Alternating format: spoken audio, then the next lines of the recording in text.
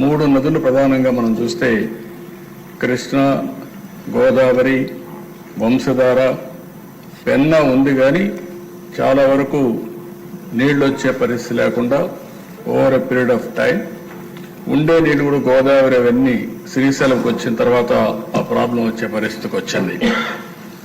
ఈరోజు మన రాష్ట్రానికి ఒక గేమ్ చేంజర్ పోలవరం. నేను అందుకే అనేక సందర్భాలు చెప్పాను, పోలవరం ఆంధ్రప్రదేశ్ రాష్ట్రానికి ఒక జీవనాడి, ఒక వెన్నెముక. ఇది కానీ సమర్థవంతంగా కానీ మనం చేసుకోగలిగితే, అక్కడి నుంచి నదుల అనుసంధానం జరగగలిగితే ఈ రాష్ట్రంలో కరువుకు చెక్ పెట్టే పరిస్థితి వస్తుంది. కరువును నివారించగలిగితే బంగారం పండించే రైతాంగం ఉన్నారు, పెట్టుబడులు వస్తాయి, త్రాగునీటి సమస్య కూడా పరిష్కారం అవుతుంది. కొన్ని ప్రాంతాల్లో ఫ్లోరైడ్ నీళ్లుండి అనేక ఆరోగ్య సమస్యలు వస్తున్నాయి. ఈస్ట్ వెస్ట్ గోదావరి జిల్లాల్లో చూస్తే ఎక్కువ చేపల చెరువులు వచ్చే తర్వాత కలుషితమైన నీరు తాగే పరిస్థితికి వస్తున్నాం.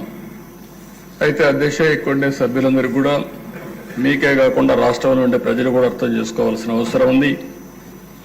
ఈరోజు ఏదైతే పోలవరం ప్రాజెక్టు ఉందో అది ఇప్పుడుది కాదు, ఓసారి చరిత్ర. ఆ చరిత్రలో మనం చూస్తే 1941లో ప్రపోజల్ వచ్చింది.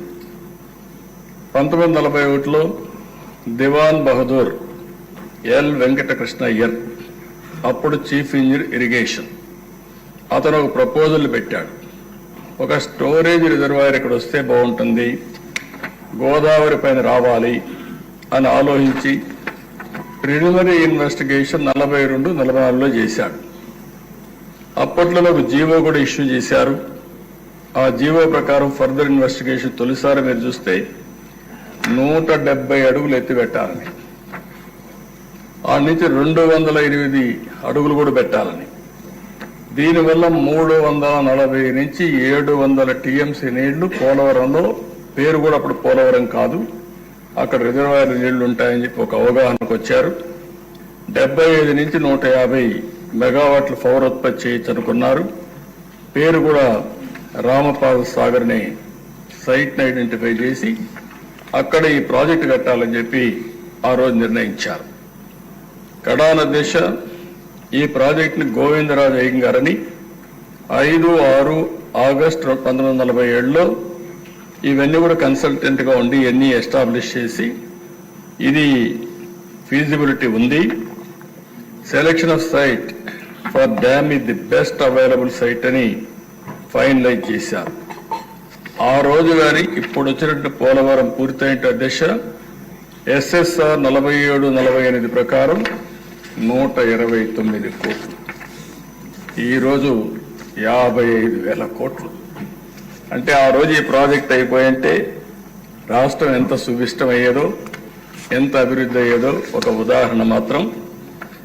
అది అయిన తర్వాత దిశ చాలా సమస్యలు వచ్చాయి, కానీ అందరూ మర్చిపోయాం.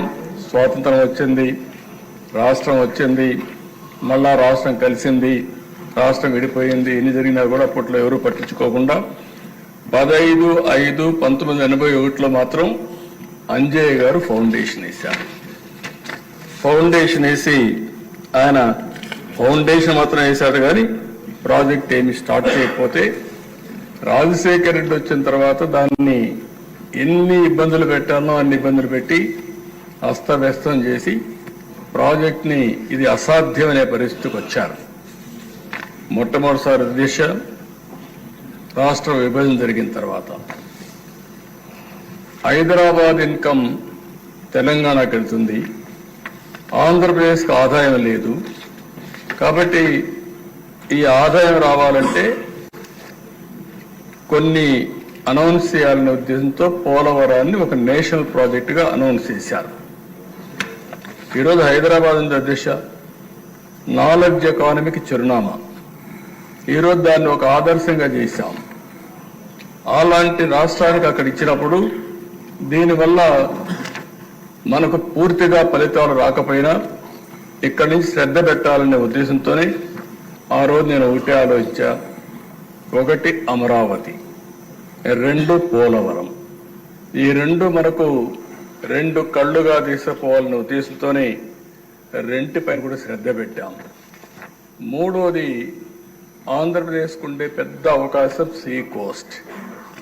పోర్ట్ లెడ్ ఎకానమీకి ముందుకు పోతే బ్రహ్మాండంగా అభివృద్ధి అవుతామనే ఉద్దేశంతో ఈ మూటిపైన కూడా దృష్టి పెట్టి ఒక పక్క పెట్టుబడులు, ఒక పక్క అమరావతి, ఇంకొక పక్క పోలవరం ద్వారా నదుల అనుసంధానానికి మనం ముందుకు పోయాం.